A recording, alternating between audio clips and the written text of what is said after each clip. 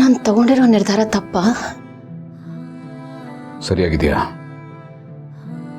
ಸರಿ ಅಂತ ನನಗನ್ನಿಸ್ತಿದೆ. ತಪ್ಪು ಅಂತ ನನಗನ್ನಿಸ್ತಾ ಇದೆ. ಯಾಕೆ? ಯಾಕೆಂದ್ರೆ ಮುಂಚೆ ನೀವೇನೇ ಜವಾಬ್ದಾರಿ ತಗೋಬೇಕಾದ್ರೂ ನನ್ನ ಹತ್ರ ಮಾತಾಡ್ತಾ ಇದ್ರಿ, ಎಲ್ಲಾನು ಶೇರ್ ಮಾಡ್ತಾ ಇದ್ರಿ. ಅದಕ್ಕೆ ಅದು ನಾನು ಏನೇ ನಿರ್ಧಾರ ತಗೊಂಡ್ರು ನೀವು ಸಪೋರ್ಟ್ ಮಾಡ್ತೀರಲ್ವಾ, ಆ ನಂಬಿಕೆ ಮೇಲೆ ತಗೊಂಡೆ. ನಿಮ್ಮ ಎಲ್ಲ ನಿರ್ಧಾರನೂ ನಾನು ಒಪ್ಕೋತೀನಿ ಅಂತ ಹೇಗೆ ಅನ್ಕೊಂಡ್ರಿ ನೀವು? ನೀವು ನನ್ನ ಮೇಲೆ ಇಟ್ಟಿರೋ ನಂಬಿಕೆ ಮೇಲೆ. ಆ ನಂಬಿಕೆ ನೀವು ಉಳಿಸ್ಕೋಬೋದಾಗಿತ್ತಲ್ವಾ? ನಿಮ್ಮ ನಂಬಿಕೆ ಉಳಿಸ್ಕೊಳ್ತಿರೋ ಅಂಥದ್ದು ನಾನು ಏನು ಮಾಡಿದ್ದೇನೆ?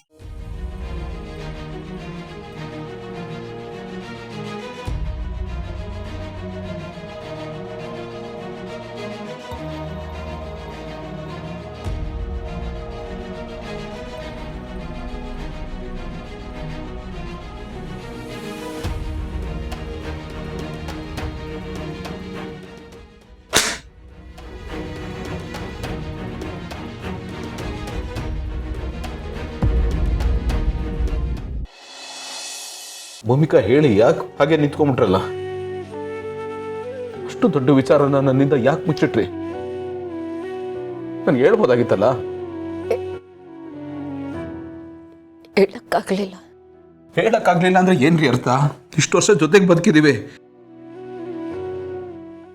ನಾನಂದ್ರೆ ಅಷ್ಟೇನಾ ನಿಮ್ಗೆ? ಪ್ಲೀಸ್ ಹಾಗೆಲ್ಲ ಹಾಗಾದ್ರೆ ದಯವಿಟ್ಟು ಹೇಳಿ, ಯಾಕೆ ಹೇಳಲಿಲ್ಲ ಅಂತ. ಏನಂತ ಹೇಳ್ತಿದ್ದ?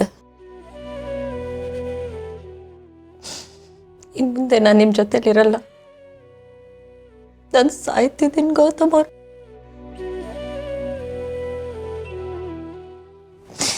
ನೋಡಿ, ಮಾತು ಕೇಳೋ ಶಕ್ತಿನೂ ನಿಮ್ಗಿಲ್ಲ.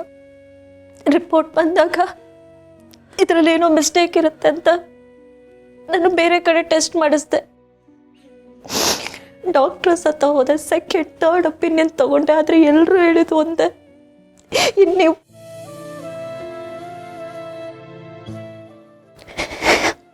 ಇದನ್ನ ನಿಮ್ಮ ಹತ್ರ ಹೇಳ್ಬೇಕಂತಾನೆ ಇದ್ದೆ ನಾನು.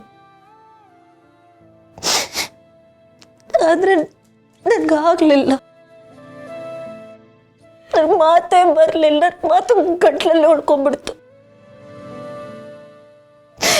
ಸರಿ, ಇವತ್ತಿಲ್ಲ ನಾಳೆ ಹೇಳ್ತೀನಿ ಅಂತ ಅನ್ಕೊಂಡೆ. ಆಗ್ಲೂ ಧೈರ್ಯ ಸಾರ್ಲಿಲ್ಲ. ಹೇಳ್ಬೇಕಂತ ಅದೆಲ್ಲ ನಿಮ್ಮ ಮುಖ, ನಮ್ಮ ಮಕ್ಕಳ ಮುಖ ನನ್ನ ಕಣ್ಣಲ್ಲಿ ಉಳ್ಕೊಂಡಿತ್ತು. ಹೇಗೆ ಹೇಳ್ತಿದ್ದೆ ನಾನು? ನಾನು ಅನುಭವಿಸ್ತಿರೋ ನೋವನ್ನು ನಿಮಗೆ ಹೇಗೆ ಕೊಡ್ಲಿ?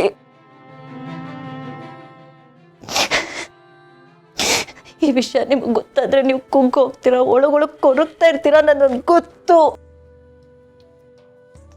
ನಿಮ್ ನೋವು ನೋಡೋ ಶಕ್ತಿ ನನಗಿಲ್ಲ, ಗೊತ್ತು, ಬರೀ ನನಗಿಲ್ಲ. ಅದಕ್ಕೆ ಮುಚ್ಚಿಟ್ಟೆ. ನೋಡಿ ಭೂಮಿಕಾ, ನಿಮಗಾಗಿರೋ ನೋವನ್ನ ಹೇಗೆ ಎದುರಿಸ್ಬೇಕು ಅಂತ ನೀವು ನಿರ್ಧಾರ ಮಾಡ್ಬೋದು. ಬಟ್ ಆ ನೋವಲ್ಲಿ ನಾನು ಇರಬೇಕೋ ಬೇಡವೋ ಅಂತ ನಿರ್ಧಾರ ಮಾಡೋ ಅಧಿಕಾರ ನಿಮಗಿಲ್ಲ.